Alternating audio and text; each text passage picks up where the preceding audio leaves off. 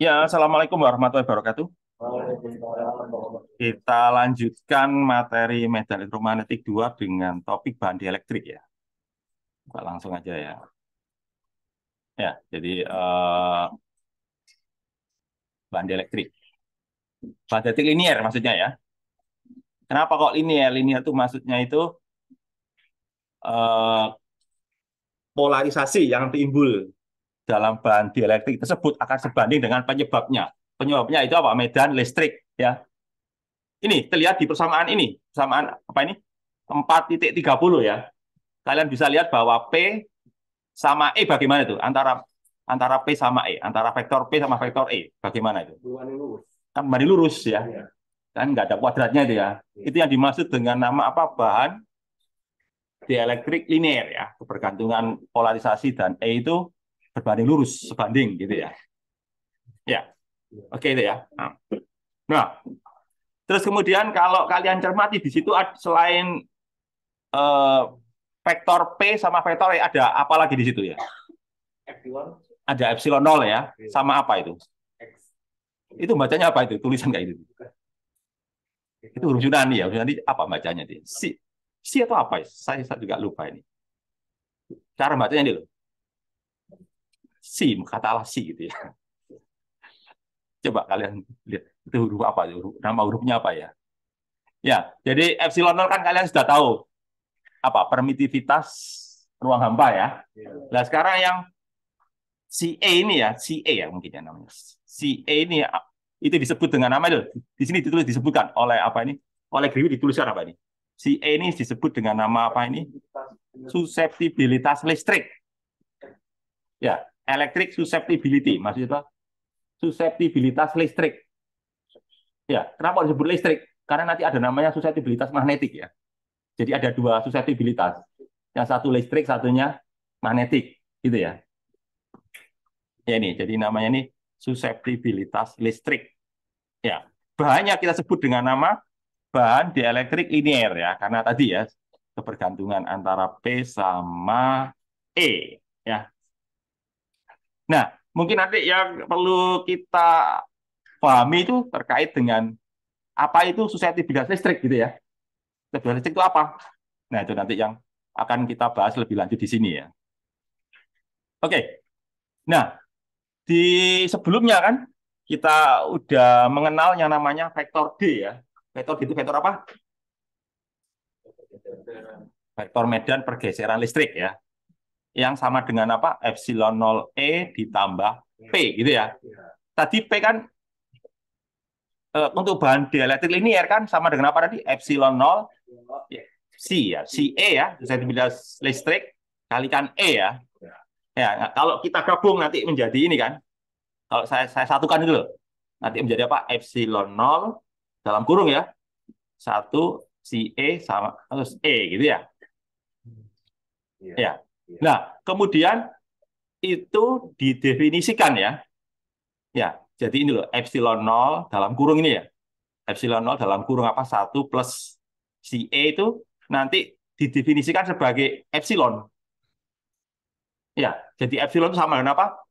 Epsilon 0 dalam kurung apa? Satu plus si E. Apa sih epsilon itu? Permitivitas dari mediumnya ya. Permitivitas dari bahan dielektrik. Kalau 0 tadi kan ruang hampa ya. Ya ini. Jadi di sini menjelaskan kaitan antara permitivitas medium bahan dielektrik dengan permitivitas ruang hampa ya. Jadi apa faktor pengalinya itu? Faktor pengali antara permitivitas medium sama permitivitas ruang hampa, faktor pengalinya apa? Ya, satu plus si E tadi ya. Ya, itu faktor pengali yang biasanya kalau di fisika dasar disebut dengan nama istilah apa? Konstanta ya. Konstanta dielektrik atau apa namanya ya? Konstanta bahan dielektrik itu loh ya. Ya, jadi ya kan konstanta bahan dielektrik kan sama dengan apa? Epsilon bagi epsilon nol gitu ya. Ternyata sama dengan apa itu?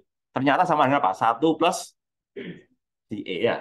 Di sini punya cuma di sini nulisnya bukan K ya. Mungkin kalau kalian belajar fisika dasar kan ditulis dengan K ya. Konstanta bahan dielektrik gitu ya. Di sini nulisnya bukan K tapi apa ya? ER ya. Jadi epsilon R. Maksudnya apa itu? Epsilon relatif ya. Maksudnya berapa kalinya ya. Berapa kalinya ruang hampa gitu loh. Apakah 2 kalinya, 3 kalinya? Biasanya lebih besar dari ruang hampa biasanya ya. Jarang sampai separuhnya itu jarang ya. Biasanya itu lebih besar dari ruang hampa. Tidak. Jadi nanti epsilon R atau apa? Kalau di fisika kita menyebutnya dengan nama konstanta badielektrik ya. Itu sama dengan apa? 1 ditambah si E. Si E itu tadi apa? Per susceptibilitas listrik ya. Nah itu terkait bahan dielektrik. Ini ditulis di sini ya, apa konstanta dielektrik ini ya. Ya seperti di fisika dasar ya. Sebut dengan nama. Jadi kalau ruang hampa pasti 1 lah gitu ya. Ya, pasti epsilonnya sama dengan epsilon 0. Berarti kan pengalinya 1 ya. Kalau di dalam gas helium ya 1 lah, cuma ada lebihnya ya. Pokoknya kalau gas itu boleh dikatakan tidak beda jauh dari ruang hampa ya. Termasuk udara ya. Coba kalian cermati, helium kan 1,00 ya. Neon 1,00 ya. Ya, semuanya. Bahkan uap air pun ya. Uap air pun berapa? 1,00 ya. Beda dengan air loh ya. Ya. Jadi uap air dan air itu beda ini loh. Beda apa konstanta dielektriknya ya. Coba lihat aja. Kalau air berapa? Oh, ada ini air, water ini ya. 80 ya. Iya. Jauh kan. Jadi kalau dalam bentuk cair berapa? 80 kali lipatnya ya. Tapi kalau dalam bentuk gas ya agak beda jauh dengan ruang hampa ya. Ya, kan 1,00 itu ya. Kan bisa diabaikan itu ya. Maksudnya itu setelah 0 berikutnya kan terlalu kecil gitu ya. Oke. Jadi air aja 80 ya. Kalau bentuk padat es berapa? Lebih besar lagi ya. Ya, es pada suhu berapa itu? Jadi bentuk beku lebih tinggi lagi gitu ya. Ya, itu adalah bahan konstanta bahan dielektrik untuk berbagai material ya. Baik dibentuk gas mau padat, bentuk gas, cair, dan padat ya. Tapi biasanya cirinya ini kalau bentuk gas itu nggak beda jauh dari ruang hampa ya. 1 koma gitu ya. Kenapa kok begitu? Ya nanti ada penjelasannya tersendiri ya. Ya, itu terkait. Oke. Nah, sekarang saya mau membahas ini ya, ada contoh 4.5 ya. Coba kita lihat dulu soalnya ya, kita paham. Jadi ini ada apa? Bola logam ya. Bola logam itu radiusnya A ya. Jadi ini logam ini ya. Ini logam, terus logam ini dilapisi apa ini? Coba lihat. Jadi yang ini logam, pelapisnya ini apa? Ada muatannya ya. Nah, jadi logamnya itu bermuatan Ki ya. Jadi logamnya bermuatan listrik. Terus kemudian apa? Dilapisi atau dikelilingi dengan apa itu? Bahan dielektrik, berarti isolator ya. Bahan dielektrik dengan permitivitas epsilon ya. Terus pertanyaannya itu apa? Kalian diminta menghitung apa? Potensial listrik di pusat bola. Berarti di apa itu? Di dalam bahan apa itu? Pusat bola itu berarti di bahan apa? Metalnya kan ya. Ya, kan metal, logam dilapisi bahan dielektrik, bahan isolator ya. Bungkusnya itu. Ya bisa keramik, bisa pokoknya isolator ya. Ya, pokoknya isolator lah. Nggak harus keramik, bahan apa saja ya. Nggak disebutkan di soal ini gitu ya. Nah, pertanyaannya potensial ya. Berarti V. Nah, untuk menjawab itu kita harus cari dulu medan listrik atau medan D ya. Ya, bisa medan listrik, bisa medan D lah gitu ya. Ya, kalau di sini itu di bukunya di Griffith ini mencari ini dulu bahwa medan D sama dengan apa ini? Tapi apa ini? Di semua titik ya. Yang R lebih besar dari A. Berarti apa itu? R lebih besar dari A itu berarti apa? Di luar metal ya. Kan bisa dua kemungkinan. Bisa di dalam isolatornya, bisa juga di luarnya sekali ya. Pokoknya Griffith menghitung gitu ya. Bahwa D sama dengan Q 4. Jangan lupa D itu terkait dengan muatan bebas ya. Ya. Kalau E terkait dengan apa? Nggak cuma terikat, tapi semuanya ya. Ya. Kalau D terkait dengan rho F tadi ya, atau QF lah. Kalau E terkait dengan ya Q semuanya, Q total. Jadi ini karena tadi disoalkan menyebutkan Q ini muatan bebas ya. Ini kan. Ya, muatan bebas ada di dalam konduktor ya. Ya itu. D sama dengan Q per A. Itu ya. Itu adalah medan pergeseran listrik di luar bola logam. Ya.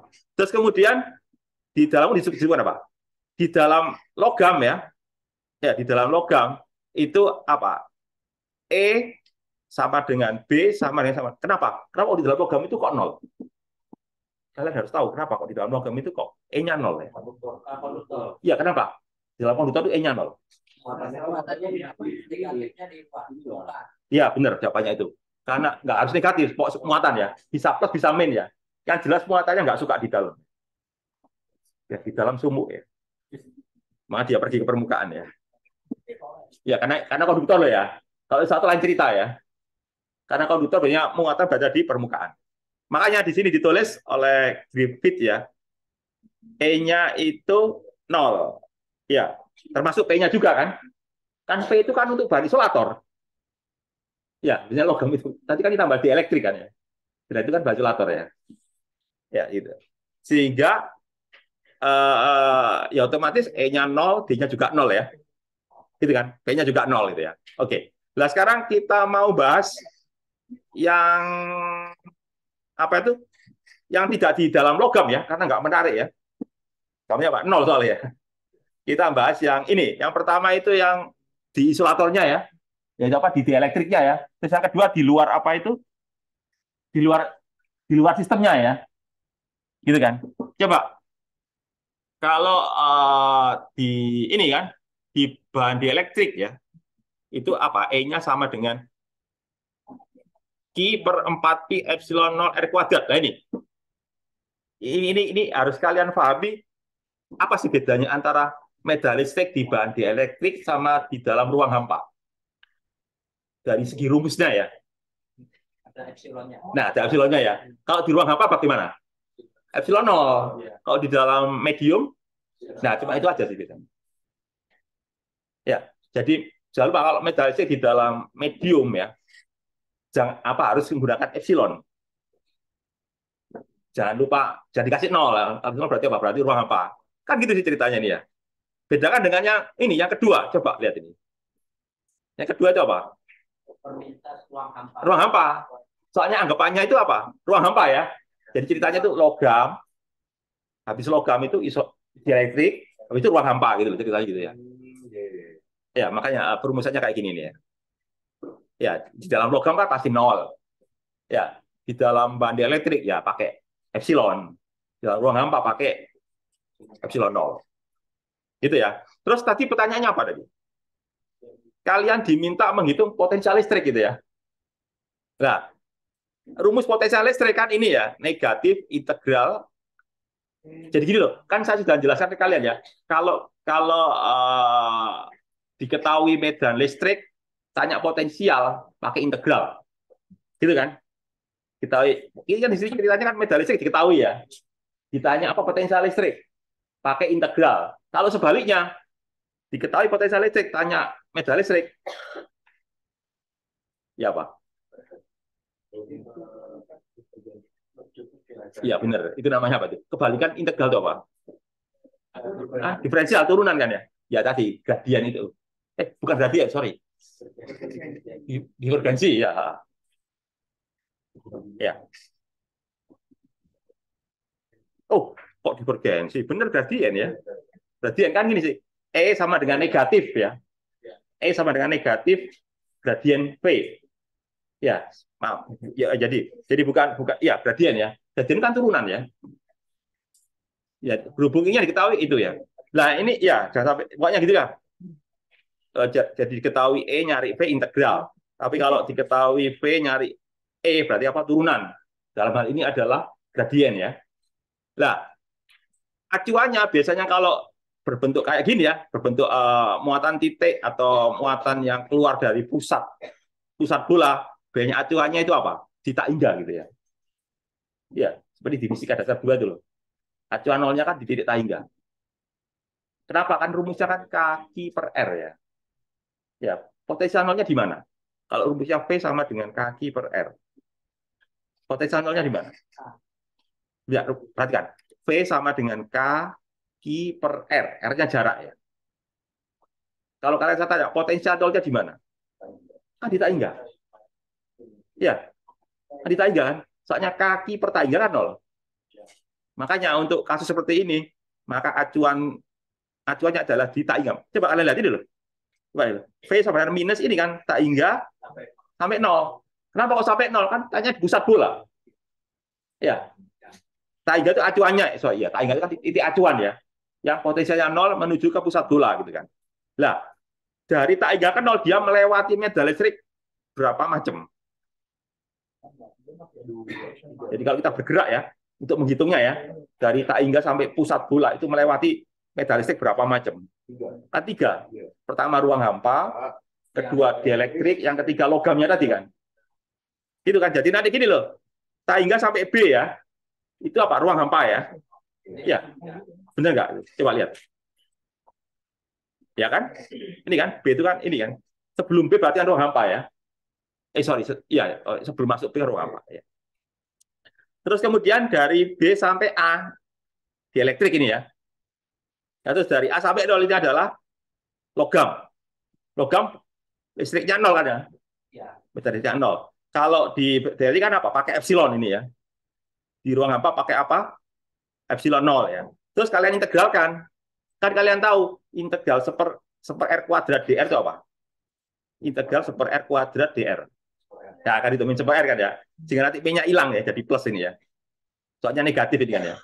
Ya, min seper R, jadi gini nanti. Terus kalian masukkan. Kalau di sini nggak usah dihitung, pasti 0 ini ya. Yang ini aja ya, mulai dari sini. Ini pasti apa? Pasti kan tadi seper R ya. Ya, nanti sini. Jadi yang di sini nanti apa? Apa ini seper A kurangi seper B ini ya. Ini kan. Yang ini apa ini? Ya ini seper B sampai seper tak hingga ya. Seper tak hingga kan 0 gitu ya.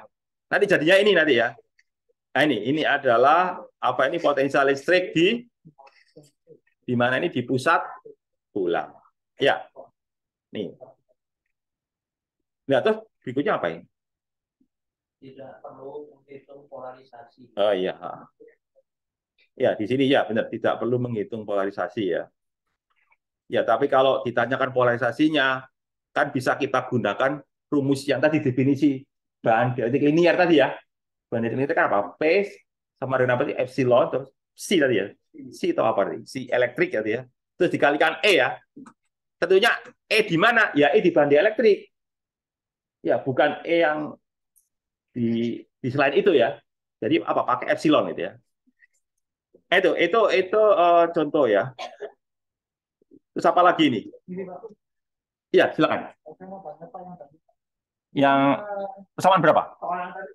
Soal yang ini ya, soal yang barusannya Pak ini ya. Iya, itu kan bukunya kan udah dari D-nya itu kan Pak, dari persamaan 423 gitu Pak. 423 ya, sebentar. 423 ya. Kalau saya langsung pakai hukum Gauss saja itu sama aja kan Pak? Bisa. Bisa. Agak ribet. Bisa. Pakai hukum Gauss juga bisa. Bisa. Sebenarnya ini sebenarnya pakai hukum Gauss juga kok ini kok. Cuma dia loncat. Gitu loh. Sebenarnya hukum Gauss juga ini. Cuma sama Griffith loncat gitu ya. Dianggap sudah dibahas sebelumnya gitu loh. Ini hukum Gauss kok sebetulnya ini. Jangan dikira ini bukan hukum Gauss, ini hukum Gauss kok. Cuma Griffith loncat. Gitu. Ya. Ini kemudian kalau ditanyakan apa ini? Rho B ya, berarti apa? Muatan listrik di dalam bahan dielektrik ya, itu sama dengan 0. Kenapa kok 0 ini ya? Ini loh, kenapa kok Rho B-nya sama dengan 0? Coba kita lihat dulu. Kenapa kok Rho B-nya 0? Di dalam. Kenapa kok Rho B-nya 0? Iya, biasanya ya nanti ini. Nanti bisa dicek di sini kok. Kita gunakan ini kan. Ini loh. Kan kalian tahu P-nya itu ini ya. Ya, P-nya kan ini. Konstan ini P-nya ya.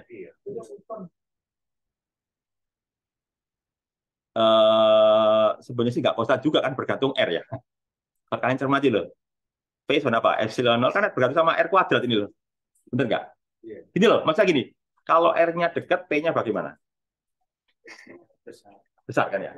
Kalau P-nya jauh, kecil kan ya? Cuma untuk R yang sama mesti sama ya. Nah, kalau di sini kan berarti kan nggak konstan ya, kalau untuk saya sih. Tapi di sini Griffith menuliskannya apa ini? Divergensinya 0 ya. Ya, berarti kan bisa jadi P-nya konstan ya. Tapi kalau saya lihat di sini kan bergantung sama R kuadrat ya. Maka yang lebih aman itu kalian cek aja. Pakai kalian ini loh, ini kalian divergensikan. Kalian kalikan apa? Kalian kalikan dengan operator divergensi ini loh.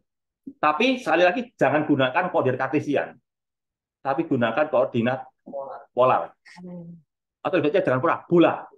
Karena ada di lampiran bukunya ini ya. Kan benar nggak di bukunya ini lampirannya ada ini.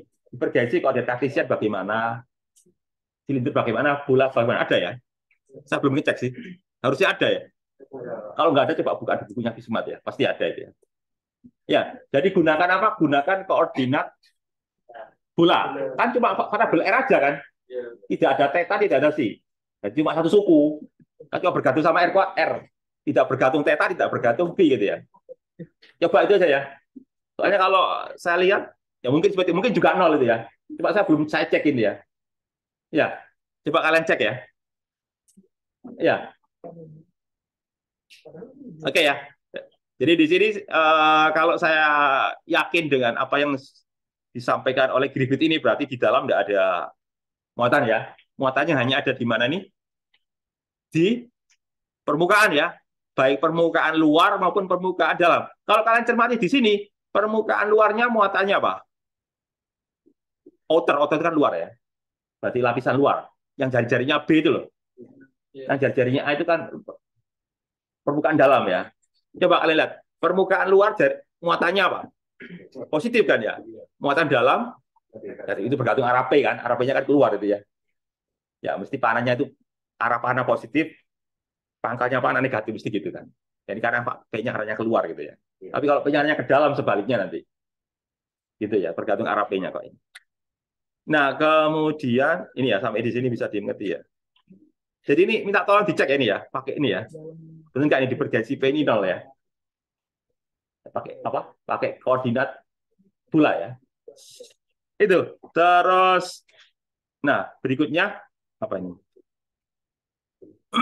Berikutnya ini terkait dengan ini loh, terkait dengan kalau begini persoalan apa ini? Ada vakum, ada dialektik. Berarti soal tentang apa ini? Terkait dengan apa ini? Iya, syarat batas ya. Ya, syarat batas atau keadaan perbatasan ya. Perbatasan apa ya? Perbatasan dua medium ya. Dalam hal ini medium vakum, ruang apa sama medium bahan dielektrik, gitu ya.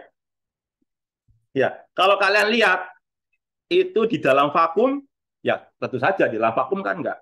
P-nya pasti 0 kan? Yang nggak tahu kan di dalam bahan dielektrik gitu ya. Ya, jadi intinya itu P di dalam vakum ya pasti 0 ya. Tapi P di dalam bahan dielektrik ya nggak 0 gitu ya. Ya. Nah, terus kemudian ini ya, apa itu divergensi dari D itu sama dengan apa ini? Rho F. Itu udah kita bahas kemarin ya. Hukum Gauss ini ya. Ya, jadi D itu terkait dengan apa? Muatan bebas ya. Terus kemudian ini, kalau D itu 0, benar nggak ini kalau D itu 0? Kalau D itu 0, benar nggak? Kalau D itu nggak mesti 0 ya. Bisa 0, bisa enggak. Kalau E pasti 0.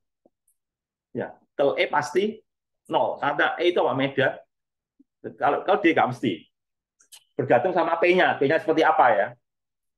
Kalau P-nya 0 ya, kalau D-nya ikut 0. Tapi kalau P-nya nggak 0 ya ikut nggak 0 gitu ya. Jadi sekali lagi, kalau D tidak mesti apa. Jadi ini bersifat apa? Tergantung soalnya gitu ya. Tergantung P-nya. Jadi ya kalau itu pasti integral keliling. Ya, kalau itu integral keliling, kalau divergensi apa? Integral permukaan ya. Ya, integral permukaan tertutup gitu ya. Kalau silang itu loh. Ya. Nah, terus kemudian ini ya, bahwa D sama dengan epsilon. Nah, ini kan apa? Di ruang hampa ini ya. Kalau di ruang hampa kan D sama dengan epsilon E. Kalau dalam medium berarti apa? Pakai epsilon kan gitu ya. Ya, ini kalau di dalam medium ya. Ini kalau di dalam medium kan ini ya. E sama dengan apa? D per epsilon kan di dalam medium ya. Ini loh, ini kan dalam medium ini ya, pakai epsilon ya. Ya, terus kemudian ini kalau di ruang hampa. Iya, benar ya. Kan kalian tahu apa itu hubungan antara E di dalam medium dengan E di ruang hampa kan ada faktor pengali namanya apa tadi? Konstanta dielektik tadi ya. Ya itu. Itu ya. Ya, itu. Nah, sehingga nanti kalau ada muatan E ya, jadi gini. Jadi seandainya gini, seandainya ruangan ini berisi bahan elektrik gitu ya, anggap aja ya, misalkan di sini ada banyak air ya, jadi bahan elektrik lah gitu ya. Maka nanti medan listriknya bagaimana? Kan saat ini kan, medan listriknya kan ini ya, ya. Hanya berbeda di hal apa ini? Epsilon kan. Kalau ruang hampa kan pakai epsilon 0. Ya. Kalau ini pakai apa? Pakai epsilon. Ya. Kenapa kok terjadi perbedaan di dalam medium? Atau gini aja deh, pertanyaan gini. Apa sih yang membedakan antara medium sama ruang hampa? Pertanyaan gitu, Mas. Bahas itu, mau. Bibit mau bahas itu ini ya. Apa sih yang membedakan antara medium, keadaan di ruang hampa dan keadaan di dalam medium atau di dalam material?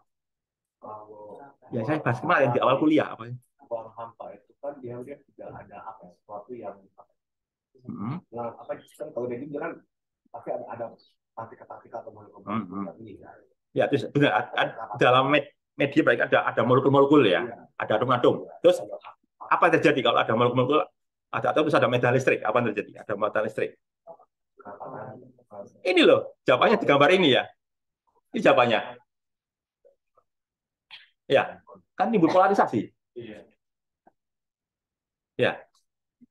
Coba kalian cermati gambar 4.22. Ini yang membedakan antara ruang hampa dengan di dalam medium.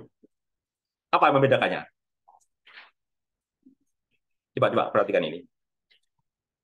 Kalau di ruang hampa itu kan karena dia tidak ada partikel ya, tidak ada ini, jadi dia itu enggak ini sih.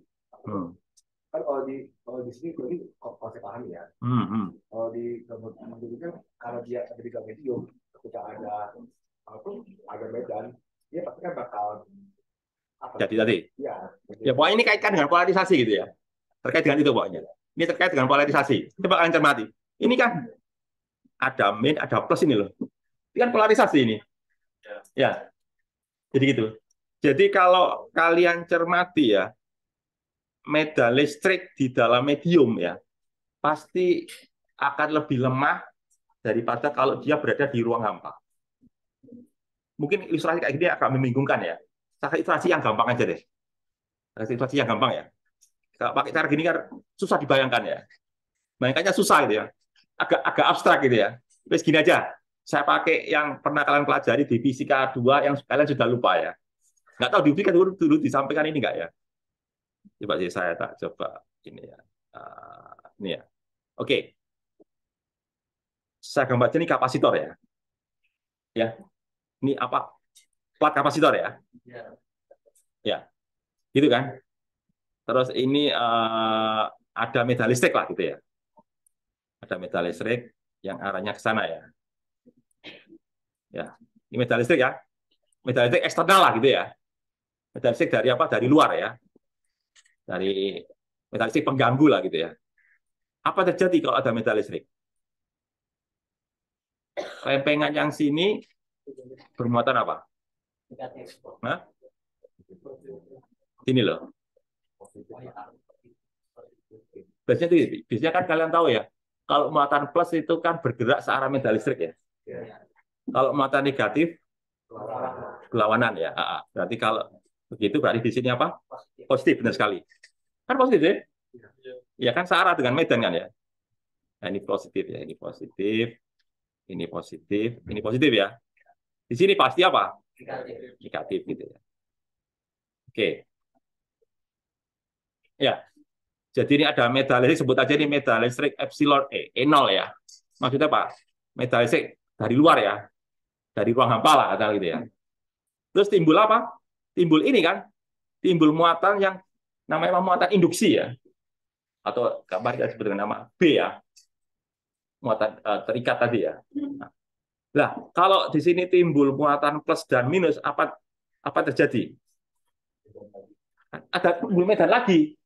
Medan yang ditimbulkan oleh muatan induksi ini kan ya. Arahnya kemana nih?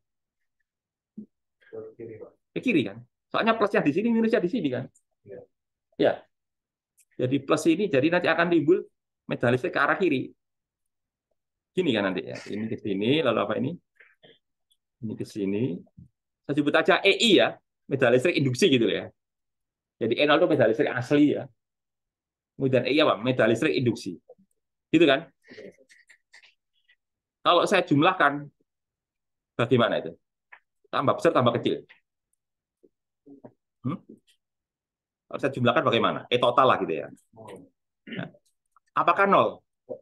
Enggak, biasanya itu enggak nol. Induksi lebih kecil ya. Mesti kalah dari medan listrik eksternalnya itu ya. Biasanya gitu ya. Tapi bisa juga nol, bisa juga.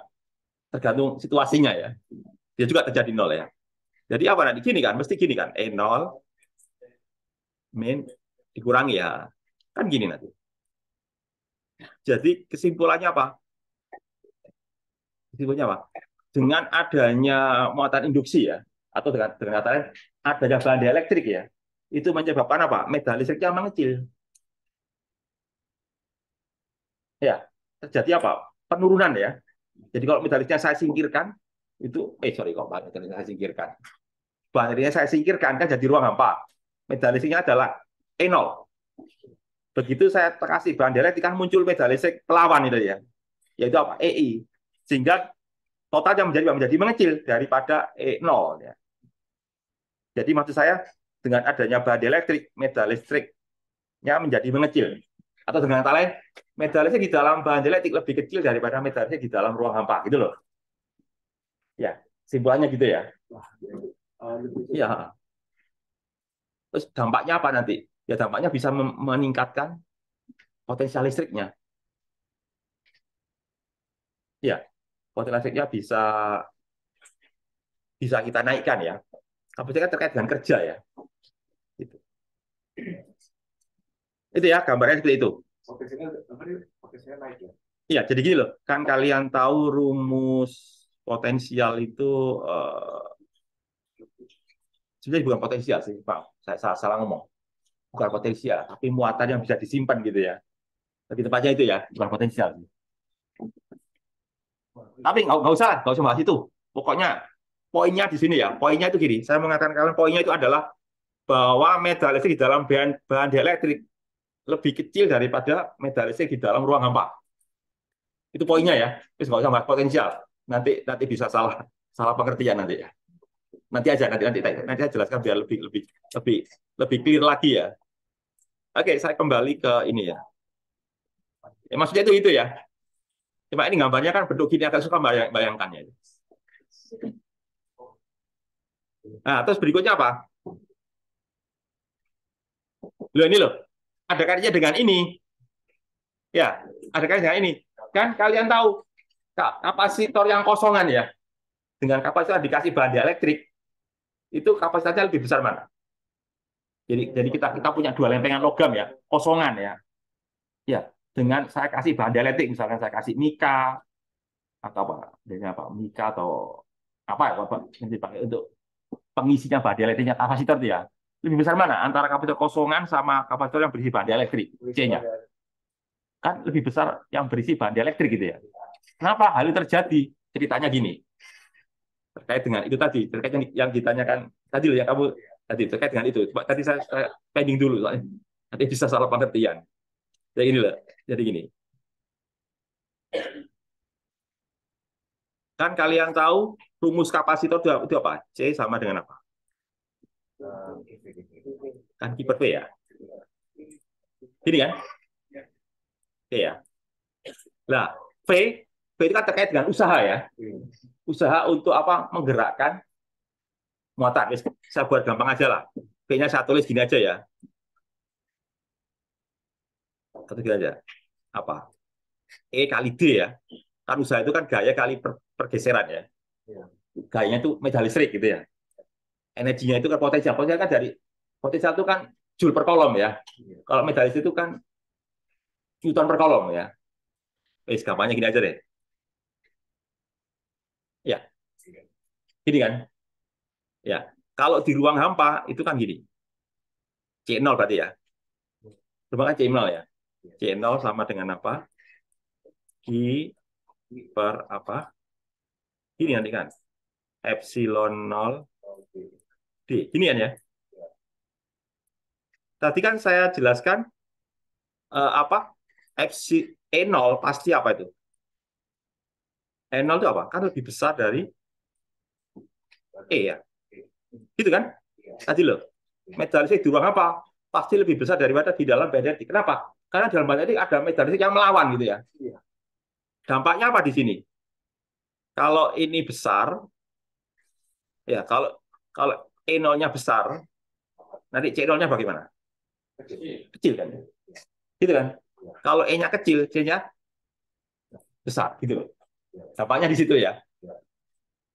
Jadi dengan melemahkan medan listrik ya, nanti akan memperbesar apa? Memperbesar muatan yang masuk.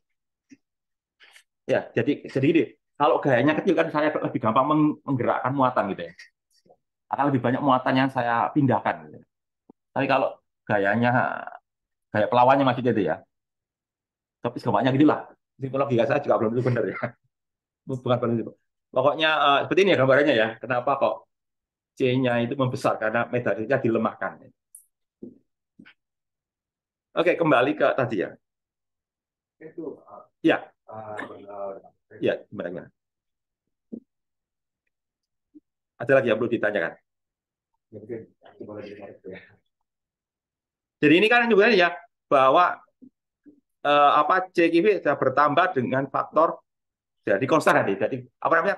Kita bisa nama konstanta dielektrik ya. Konstanta dielektrik tadi K ya. Cuma di Griffith nulisnya bukan K tapi apa? Epsilon R. Apa itu epsilon R? Permitivitas relatif. Jadi perhatikan ya. Ada permitivitas hampa, permitivitas medium, permitivitas relatif. Kalau kalian saya tanya, satuan permitivitas itu apa? Satuan permitivitas. Satuan epsilon 0, epsilon. Atau gini aja, nggak usah bingung lagi. Sama nggak satuan epsilon dan epsilon 0? Sama ya. Sama nggak satuan antara epsilon dan epsilon R? Ya, kalian tadi jawabannya benar. Epsilon 0 dan epsilon satunya pasti sama. Bagaimana dengan epsilon R? Sama nggak satunya dengan epsilon? Ya, benar sekali. Tanpa satuan. Kan perbandingan. Jadi apa? Jadi sebetulnya kan gini sih, benar sekali. Saya cuma ngecoh kalian aja. Kalian paham nggak gitu ya? Ternyata kalian paham. Oke, bagus. Jadi kan kalian tahu bahwa epsilon R itu sama dengan apa? Iya kan gitu sih. Sama dengan apa? Epsilon dibagi apa? Epsilon 0 kan berapa kali ya epsilon 0 kan ya? Nah, ini satuannya sama, satu sama kan coret. Berarti tanpa satuan ya. Ya itu bagus. Berarti kalian paham kalau gitu ya. Kalau kalian bingung berarti nggak paham. Oke ya. Itu. Loh, ini ya oke ya. Terus berikutnya. Nah ini mau jelaskan ini loh. Apa ini? 4.38 ini apa ini? Atau gitu loh. Kalau kalian saya tanya ya. Tadi kan ada namanya apa? Susceptibilitas. Ya. Tadi loh. Ya, ada namanya susceptibilitas listrik ya. Susceptibilitas listrik itu besaran apa?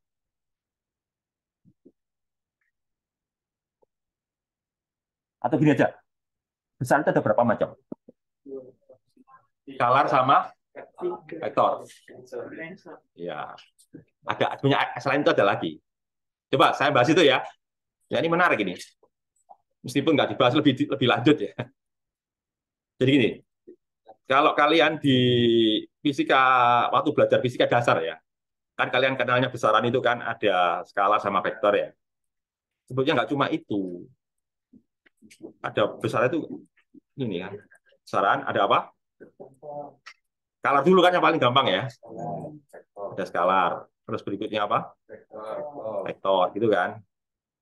Ternyata ada lagi selain skalar dan vektor, yaitu yang disebut dengan nama tensor. Apa sih tensor itu? Tensor itu apa sih? Jadi gini, kalau skalar itu berupa apa itu? Berupa nilai kan? Berarti cuma satu ya? Ada satu nilai ya? Atau saya menyebutnya bukan nilai, satu komponen. Misalkan masa sebuah benda 10 kg. 10 kg itu berarti komponennya cuma satu ya. Tapi kalau saya tanya kalian, kecepatan sebuah benda itu kan ada komponen X, komponen Y, komponen Z gitu ya. Gitu ya. Jadi maksud saya gini, kalau apa itu skalar itu cuma satu komponen aja. Kalau vektor, kalau 3 dimensi berapa? Karena ada komponen X, komponen Y, komponen Z gitu ya. Kalau pakai kartesian ya. Kalau pakai bola nanti ada apa? Komponen R, komponen theta, komponen B gitu ya. Ya, 3 komponen. Nah, kalau tensor bagaimana? Bukan 3,3 tapi 3 kali 3 ya. Berapa? 9 ya. Atau 3 kuadrat ya benar ya. 3 kuadrat baru benar ya. Jadi ada berapa komponen? 9. 9 komponen. Ya, gampangnya gitulah. Ya, komponennya apa aja itu? Jadi ini loh. Ya, benar sekali. Ya, ini komponennya ini. Coba lihat aja nih. Kembali ke tadi ya. Ini loh komponennya. Ya, ini komponen apa ini? Komponen XX. Ini komponen apa ini? Komponen XY. Jadi komponen XZ. Ini komponen apa? YX. Ini YY, YZ, ZX. Ya itu. Jadi tensor itu punya 9 komponen. Jadi tensor itu sebetulnya kalau secara matematis ya, dia itu berasal dari dua vektor yang bersatu. Jadi kalau secara matematis gini ya, ini secara matematika ya. Orang matematika menggambarkan tensor itu sebagai gini. Ya, jadi gini misalkan ya. Misalkan saya punya vektor ya, vektor A. Ya, saya dempetkan dengan vektor B. Dempet loh ya. Apa ini? Ini tensor ini. Paham ya? Kalau A dot B, skalar. A cross B, vektor. Kalau AB, tensor. Ya, ini tensor. Nggak ada titiknya, nggak ada silangnya, itu tensor. Banyak kalian hati-hati kalau nulis ya. Kalau kalian salah nulis, itu orang jadi bingung. Ini apa ini? Ya. Kenapa kok begitu? Coba kalian uraikan. Nanti kan muncul ini kan, gini kan ya. Saya uraikan ya. Ya, AXI gitu ya. AXI lalu apa? Plus. Ya gitu kan. Ya, AYJ lalu apa? Plus. Cuma saya nulisnya agak susah ya. Saya tadi terlambat mau ambil itu, sudah terlambat. Tidak apa-apa, sebisanya ya. Gini kan, terus ini kan ya, B apa ini? Susah untuk sini. BX. Ya gini kan. Paling kalian ngerti lah apa yang saya maksud ya. Nanti apa ini BZ. Tulisannya agak kacau ini. Sebisanya saya ini. Kira-kira kalau saya kan nanti muncul gini nanti apa? AX apa ini? AX ini dulu lah ya. Ini sampai ini ya. Nanti jadi apa nanti? AX BX lalu apa? II. Jangan dikasih dot, jangan dikasih silang. Ya, kalau kalian kasih dot tadi, I dot I jadi 1. Kalau I cross I 0. Jadi jangan dikasih apa-apa, langsung dempet gitu ya. Ya, ini disebut dengan nama apa? Komponen XX. Ya, ini adalah komponen XX. Kan ada 9 nanti ya. Jadi gini, komponen XX Tensor satuannya itu adalah II. Kan ada vektor satuan ya. Ada vektor satuan I, vektor satuan J, vektor satuan K. Ya. Kalau satuan tensor ya itu II, II, IJ, IK. Siapa lagi? DI, JJ, JK itu vektor satuan, bukan vektor satuan. Tensor satuannya gitu loh. Ya. Itu ya, saya kembali ke tadi ya, biar nggak terlalu banyak waktu habis. Iya, jadi contoh di fisika, terutama medan magnetik apa? Contoh besaran tensor apa? Ya tadi, contoh dari besaran tensor di fisika atau lebih tepatnya di medan magnetik itu apa? Ini susceptibilitas listrik, termasuk juga susceptibilitas magnet ya. Kalau di mekanika apa? Ada di mekanika juga ada. Terkait dengan itu loh, apa itu stress strain itu loh. Modulus elastisitas. Modulus yang kayak itu loh. Ya, modulus itu juga jangan dikira itu besaran skalar itu. Itu tensor itu. Cuma kalau kalian belajar fisika dasar ya dianggap skalar. Padahal bukan skalar itu ya. Ya, modulus elastisitas itu loh. Modulus yang, modulus Bach, apalagi. Itu adalah besaran tensor itu. Oke, ya itu ya. Saya kembali ke ini.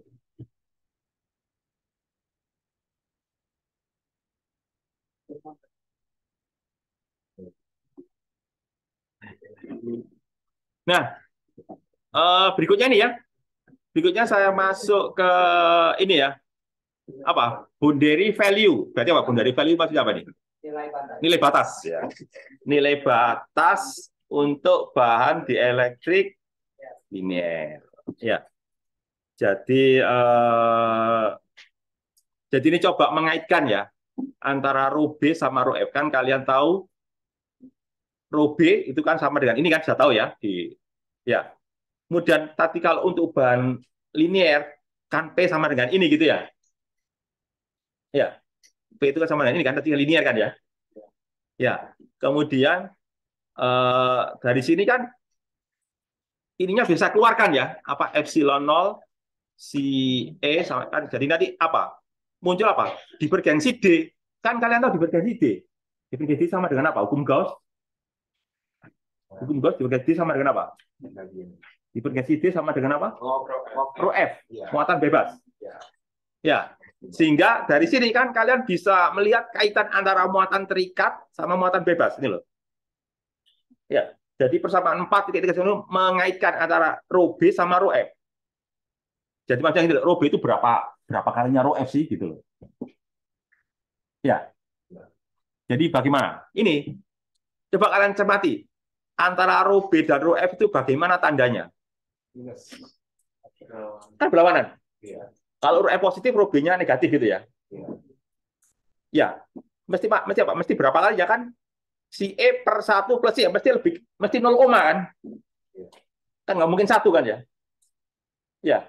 Kan misalkan A per 1 plus A kan mesti 0, kan ya? Ya, A per 1 plus A kan nggak mungkin 1. Kalau A per A 1 gitu ya. Gitu kan. Kalau A per 1 plus kan nggak mungkin ya. Jadi mesti berapa bagian gitu ya? 1 ya. Terus kalau negatifnya pasti ya. Itu yang perlu kalian ketahui ya. Jadi ini ya. Nah, terus kemudian ini yang saya seperti yang kemarin sempat saya singgung ya bahwa D itu kan apa? D itu kan epsilon E ya, yang kita bahas sebelumnya itu ya bahwa apa itu kalau di perbatasan dua media selisih dari D itu sama dengan apa? Rho F, muatan permukaan ya. Kan kalian tahu D itu kan epsilon E ya. Gitu kan? Iya. Tapi dibedakan, ada epsilon di atas sama ada epsilon di atas karena beda media ya. Katakanlah media di atas itu epsilonnya disebut epsilon atas ya. Media yang di bawah disebut apa? Epsilon bawah. Jadi epsilon sifat bahan ya. Beda material, beda epsilon. Jadi epsilon apa? Karakteristik dari bahannya ya. Sifat dari materialnya. Itu ya. Terus kemudian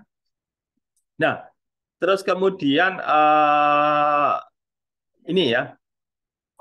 Untuk potensial ya. Untuk potensial Kan kalian tahu kaitan antara potensial sama medan listrik ya. Tadi loh. Kalau diketahui medan listrik tadi potensialnya diapakan? Ya tadi gradien atau turunannya ya. Kalau sebaliknya kan integral. Nah, berarti kan kalau E-nya tahu, nyari V berarti diapain? Kan diturunkan, ini kan turunannya ya. Tapi dahulu ada negatifnya ya. Negatif gradien gitu ya. Makanya di sini jadi negatif ini ya. Ya, karena negatif turunannya ya. Kan negatif gradien. Gitu ya, nanti jadi itu. Nah, terus itu ya. Tapi apa? Tapi potensialnya itu sama. Jadi gini loh maksud saya. Saya mau mengatakan loh. Jadi di perbatasan itu potensialnya kontinu. Kontinu itu pasti nyambung. Nyambung itu nggak patah. Tapi kalau turunannya, ini kan turunannya ya. Turunannya gimana? Kan patah. Soalnya ada apa? Ada ini loh, negatif ini kan. Jadi loncat. Patah itu loncat ya. Misalnya bahasa Indonesia apa? Discontinue. Kalau continue itu nyambung. Jadi kalau saya gambarkan grafik gitu loh. Maksudnya itu gini ya. Mungkin istilah matematikanya itu gini. Gini loh. Jadi misalkan ada grafik gini ya. Ini sumbu X, ini sumbu Y ya. Ya, grafiknya itu gini. Ini habis ini. Ini namanya grafiknya ini apa? Continue ya. Ya, continue. Tapi kalau grafiknya itu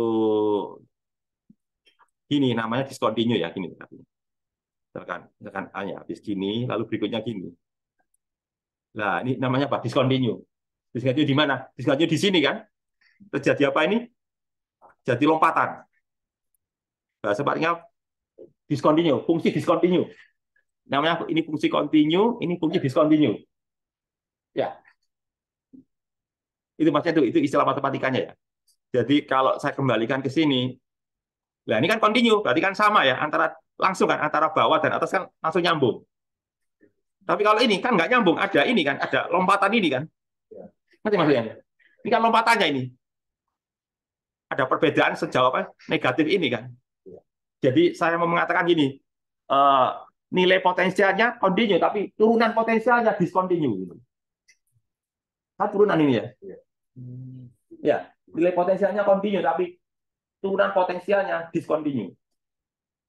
Ya, maksudnya itu gitu. Itu yang terjadi di apa itu di perbatasan ya. Ya, silakan. Persamaan berapa? Yang itu Pak, ini itu. 440 dan sampai 442 itu. Ya, 440 sampai 442 ya. Sebenarnya masih bingung itu Pak, visualisasi above below-nya itu maksudnya kalau digambarkan. Oke. Kalau kan itu Ya. Oke ya. Ya, pertanyaannya bagus. Jadi gini. Dia itu menceritakan ada dua medium itu loh. Ini ya. Ini medium bawah. Kan above itu atas ya. Ini ya saya pakai bahasa Indonesia saja ya.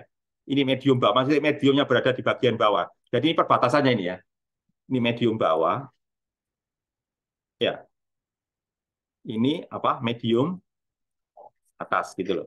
Maksudnya itu maksudnya cuma tidak digambarkan sama Griffith, gambarnya di bahasan sebelumnya. Bahasan sebelumnya nih. Yang kemarin yang saya bahas kemarin dulu ya. Teman kemarin itu ya. Terus di sini apa? Ini perbatasan kedua medium ya. Lah, di sini ada muatan katakanlah, ada muatan plus gitu ya misalkan ya. Ya, plus. Tapi ini bukan muatan terikat. Tapi apa muatan? Tadi kan nyebutnya F tadi ya. Coba lihat tadi. Tadi pakai F ya. Coba lihat. Kan pakai F ya. Berarti ini bukan muatan terikat, tapi apa? Muatan bebas. Jadi bukan karena polarisasi ya. Muatan dari eksternal gitu ya. Ya gitu. Ini ya. Nah ini ya. Ini ada sebut aja karena di permukaan saya tulis dengan apa ini? Di permukaan kan ini ya. Nah itu. Nah, dampak dari adanya muatan bebas ini ya, gitu kan ya. Maka nanti apa? Terjadi apa itu lompatan ya? Lompatan dalam apa? Lompatan dari vektor pergeseran listriknya. Ya, jadi vektor tapi yang arah ini loh ya, yang arah apa tadi? Yang arah coba lihat aja. Yang arah pokoknya ada jamuan tadi itu akan menyebabkan lompatan apa itu namanya? Lompatan vektor D ya. Jadi vektor D-nya berubah antara berbeda ya antara di medium bawah sama di medium atas. Maksudnya gitu. Atau kalau mau jelas coba saya kembali ke materi yang kemarin ya. Coba kalau kemarin itu bahas itu juga cuma sepintas gitu ya. Baru dibahas di sini ya. Coba biar nanti lebih lebih jelas saja ya. Yang kemarin itu ini loh. Ini bahas kemarin kan ini ya. Ini loh. Mana tadi? Oh, lewat. Tadi. Mana ya? Ini loh yang dibahas kemarin itu loh. Ini loh kemarin ya. Ya. Jadi apa itu? Medan listrik ya atau apa itu medan D ya. Ya, itu mengalami loncatan. Loncatan tadi berbeda antara di atas dan di bawah. Kalau ada apa itu? Kalau ada muatan bebas tadi, gitu loh ya. Tapi kalau nggak ada ya continue ya, sama. Nyambung gitu ya. Ngerti maksudnya ya? Jadi penyebab penyebab apa itu perbedaan itu ya karena ada muatan di permukaan tadi. Itu yang saya masih bingung itu adalah yang membedain yang tegak lurus dengan yang beda tuh yang tegak lurus tuh dia kalau dia discontinue ya. Iya. Jadi yang discontinue yang komponen tegak lurusnya. Oh, tegak lurus dia discontinue. Kalau yang beda ini continue gitu. Iya, jadi gini. Jadi diuraikan gitu loh. Jadi kalau saya gambarkan gini loh. Kan ini ya kayak kata ini ya. Kalau saya gambarkan itu gini. Ya, kata lain ini medan listriknya begini ya. Gini ya. Sebut aja ini apa? E1 ya. E1. Kan saya uraikan menjadi dua komponen ya. Apa? Komponen yang ke sini sama komponen yang ke sini, katakanlah kayak ke sini ya. Itu maksudnya ya. Ini saya sebut dengan nama apa? E1 apa ya? E1 yang tegak lurus ini ya. Gitu kan? Ini E1 apa ini? E1 yang jajar gitu ya. Nah, begitulah nanti dia menjadi katakanlah menjadi begini gitu ya, misalkan aja ya. Misalkan aja ya. Kan nanti saya uraikan menjadi ini. Menjadi ke sini. Ini apa? E2 gitu ya. Ini E2 gitu ya. Nanti ini namanya apa ini? E2 apa ini? Sejajar gitu ya. Ya, terus yang sini adalah apa? E2 ya atau yang apa lah? Ini adalah E2 yang nggak lurus. Gitu ya. Jadi yang sejajar itu sama. Jadi E1 ini dan E1 ini sama. Sorry. Cuma saya gambarnya nggak benar ini ya. Maaf ini ya. Jadi bisa bikin bingung ya. Berarti yang kedua sejajar sama yang 30 cuma proyeksi dong. Iya, diproyeksikan. Kan nggak lurus itu ya. Jadi ketika kita bandingkan antara per komponennya ya. Yang komponen sejajar itu harus sama. Ketika dia pindah medium. Ketika dia pindah medium, komponennya nilainya sama. Artinya continue ya. Jadi komponen apa itu? Komponen sejajarnya continue. Tapi komponen tegak lurusnya itu discontinue. Loncat. Bergantung sama apa? Besar muatannya ini kan gitu ya. Bergantung sama ini kan. Ya. Bisa dipahami ya. Berarti sejajar atau tegak lurus itu tergantung komponennya. Ya gininya. Itu komponennya itu.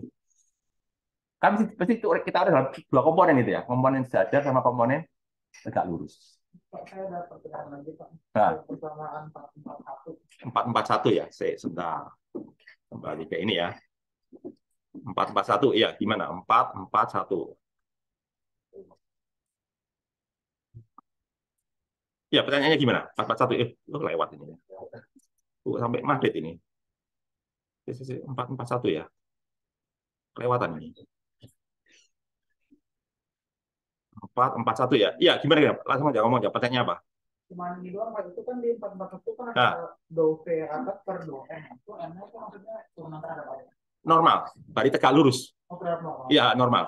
Jadi N itu berarti kan yang tegak lurus tadi. Ya. Jadi terkait dengan komponen ini, komponen apa? Komponen yang tegak lurus. Kan gitu ya? Iya. Nah, gitu. Biasanya gini, biasanya itu ada vektor N, ada lagi satunya itu vektor tangensial ya. Tangensial berarti yang sejajar.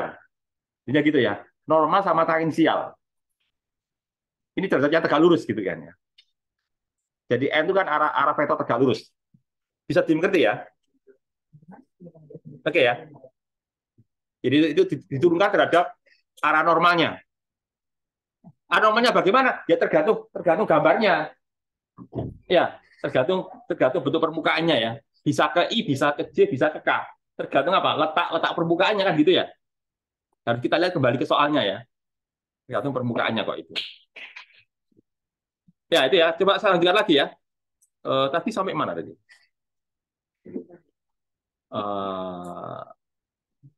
Ini nanti ini ya. Belum ya.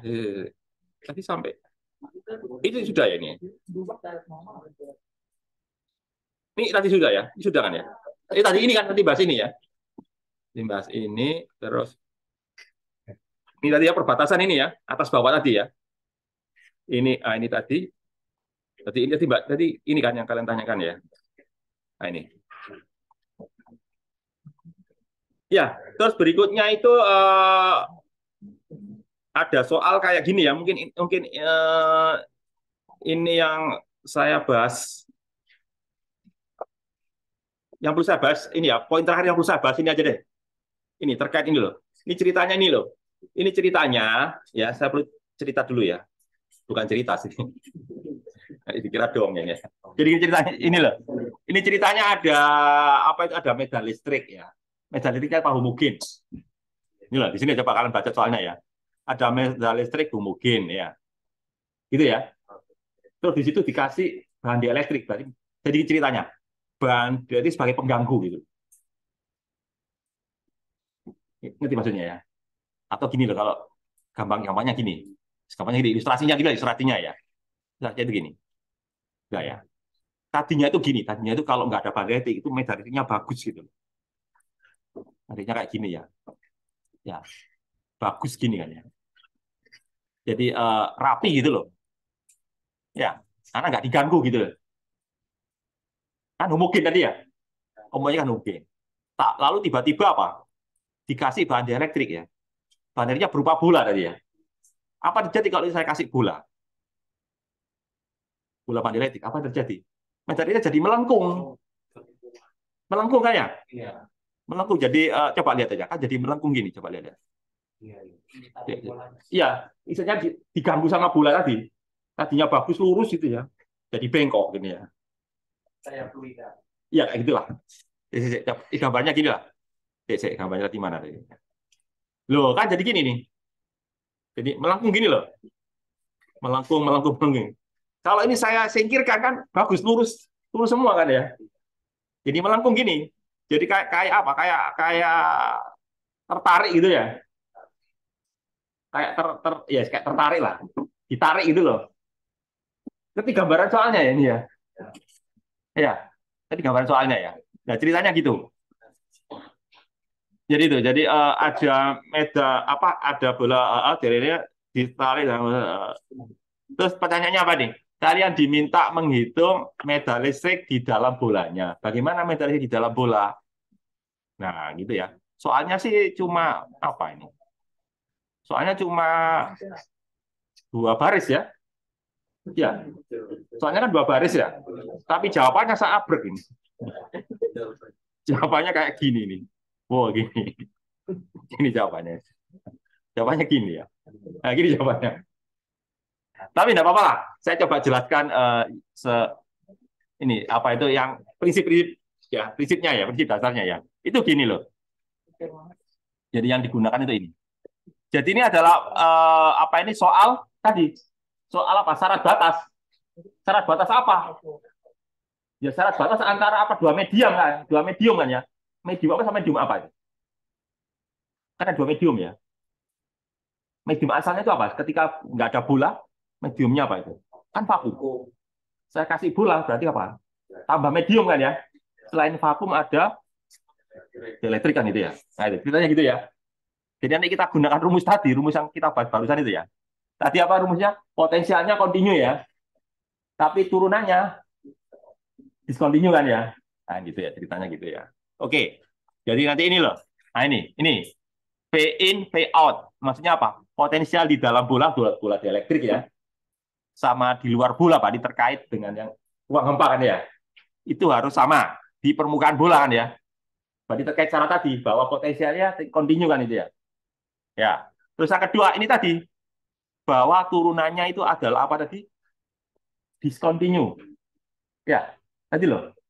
Cuma kebetulan di permukaan nggak ada muatan. Kalau ada muatan kan apa? Negatif berapa tadi ya? Negatif sigma F ya dia. Kalau nggak ada sigma F-nya, berarti kan nol.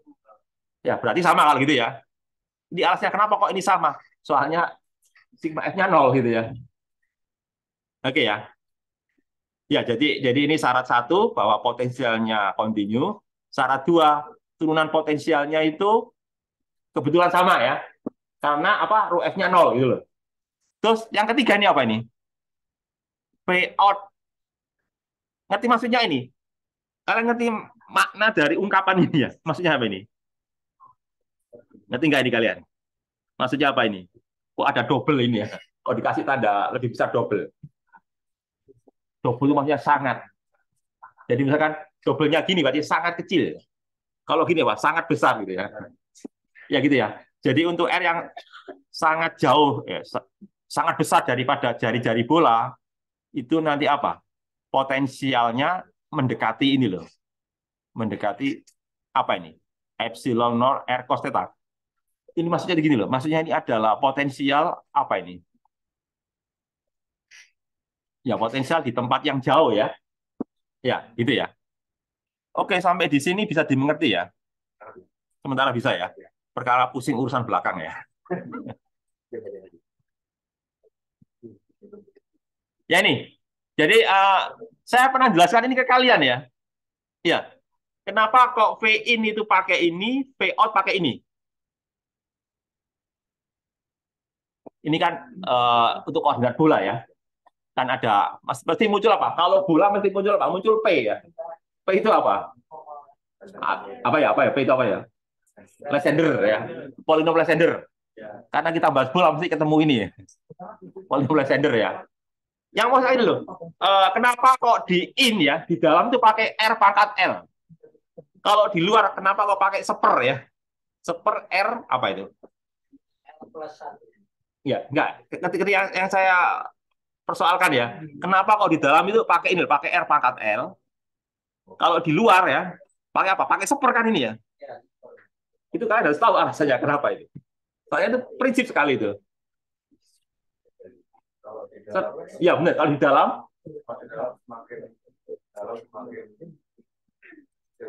ini aja. Di dalam bola itu ada apa? Oh, ada muatan. Kalau makin banyak R-nya berarti semakin banyak muatan yang terkena. Enggak, gini aja. Secara umum aja deh. Di dalam bola pasti ada pusat bola. Oke ya. Pusat bola itu R-nya berapa? 0. Makanya nggak boleh ada seper R. Seper 0 itu berapa? Nggak ada definisi. Iya, nggak ada definisi ya. Kalau orang punya taingga. Taingga itu pengacau ini. Masa potensial taingga itu ya. Potensial pengacau. Makanya ya. Jadi itu nggak boleh muncul ya. Ya. Jadi saya ulangi ya. Di pusat bola jangan sekali-kali menggunakan seper R ya. R pangkat berapapun itu ya. Harus dibuang gitu ya. Kalau di luar bola ada apa? Ada tempat yang jarak yang taingga ya. Ada jarak yang jauh ya. Makanya jangan ada R. Soalnya R-nya taingga jadi taingga gitu. Jadi kebalikannya gitu loh. Pokoknya gini aja, yang perlu kalian ingat ya, kalau di dalam bola kita harus menggunakan apa? R pangkat. Ya, di dalam bola ya. Kalau di luar bola kita menggunakan seper R. Soalnya di solusi umum PDP kan mesti muncul dua-duanya itu ya. Cuma sekarang penggunaannya itu di fisika yang harus kita cermati itu ya. Kapan harus menggunakan ini, kapan harus menggunakan ini ya tadi. Kalau di dalam gunakan ini, kalau di luar gunakan ini. Itu kan. Jadi ini nanti kan kalau kalian cermati kan sama ini ya. Cuma ini pakai A. Kalau A pakai A sama B itu nggak terlalu prinsip itu, nggak terlalu penting itu ya. Itu ketuker nggak masalah ya. Ya nggak penting itu. Tapi yang penting tadi R pangkatnya tadi ya. Itu yang penting itu. Terus tadi kan kalau di tempat taingga apa tadi? Jadi ini kan ya. Ini masukkan di sini kan ya. Berarti masuk di sini, jadi di tempat tak ingat nanti ini. Ya ini, jadi ini dideretkan dari polinom Legendre 0 sampai tak ingat ya. Nah itu. Terus setelah tahu ini kita masukkan ke ini kan, ke syarat tadi loh, 1, 2, 3 itu ya. 1, 2, 3 itu nanti jadinya ini ya. Ya ini kalau syarat 1, ini syarat satuan ya. Apa ini? Potensialnya sama ya. Nanti dihasilkan apa ini? Dihasilkan kaitan antara A sama B ya. Ya, ini loh. Nanti kita peroleh kaitan antara A1 dan B1. A2 dan B2 gitu loh. A3 dan B3 gitu dan seterusnya itu ya. Kemudian ini untuk apa ini? Ini turunannya ya. Turunan ini ya. Ya, turunan ini ya. Kalau turunannya kan ini ya nanti ya. Kondisi 2 kan? Kondisi 2 berarti kan ini ya. Turunannya berarti ya. Turunannya, nah ini. Ya, sehingga nanti akan kita peroleh dari sini nanti ya. Akan kita peroleh kaitan antara ini ya. Ini ya. Ya. Sehingga nanti dari situ ya, nanti bisa disimpulkan gini, bahwa AL itu sama dengan BL itu sama dengan 0. Ya. Kecuali apa? Kecuali kalau L-nya kalau apa? Kecuali kalau N-nya 1. Pokoknya semuanya 0. Ya, semuanya 0 kecuali apa? Ya, gitu loh ini loh ini. Kan ini ini kan 0 kalau apa? Kalau O-nya L-nya nggak 1 kan ya. Gitu ya. Terus jadi wis enak kan? Cuma tinggal apa berarti? Tinggal apa? A0 dan A1 ya. B0 semuanya 0 kan itu ya. Ya dari kaitan ini gitu ya. Terus kemudian dari situ nanti dikaitkan dengan tadi terkait dengan syarat ketiga tadi ya. Maka nanti diperoleh bahwa A1 terkait dengan A0 ya, B1 terkait dengan A1 terkait E0 itu ini, B terkait dengan E0 itu ini ya. Ya. Sehingga nanti dari situ ya bisa kita hitung PI-nya. Ya, sehingga nanti diperoleh hasil ini ya. Bahwa apa ini Mas Yadi? Ini adalah medan listrik di dalam dielektrik ya. Ini adalah apa ini? Medan listrik di luar ya. Di ruang hampa tadi loh ya. Lebih besar mana antara E sama E0?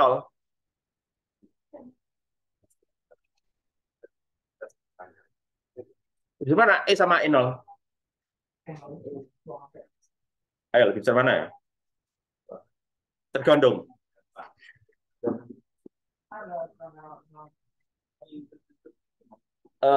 Bisa nggak E itu lebih besar dari E0? Bisa nggak? Bisa nggak? E itu lebih besar dari E0? Nggak bisa. Karena kan vakumnya kan udah sampai. Ya, kalau sama berarti vakum. Kan tadi kan saya jelaskan kalian, di dalam bandi elektrik itu kan ada medan pelawan. Tadi loh. Itu yang menyebabkan medannya mengecil. Tadi kan sahabat kapasitor tadi loh. Jadi nggak mungkin di dalam medium itu medan elektriknya lebih besar dari ruang hampa. Saya kan tadi cuma ngetes kalian ini. Karena terkecoh dengan persamaannya ya. Tapi benar juga ya. Kan nggak mungkin ER itu kan apa? Paling kecil kan 1 ya. Ya. Itu ya. Kalau lebih itu kan berarti kan mengecil kan itu ya. Oke ya, paham ya? Ya, saya kira itu ya. Wes gini aja deh nanti berhubung sudah jam berapa. Iya, tadi rencananya mau saya akhiri tapi. Oke, enggak apa-apa ya. Assalamualaikum warahmatullahi wabarakatuh.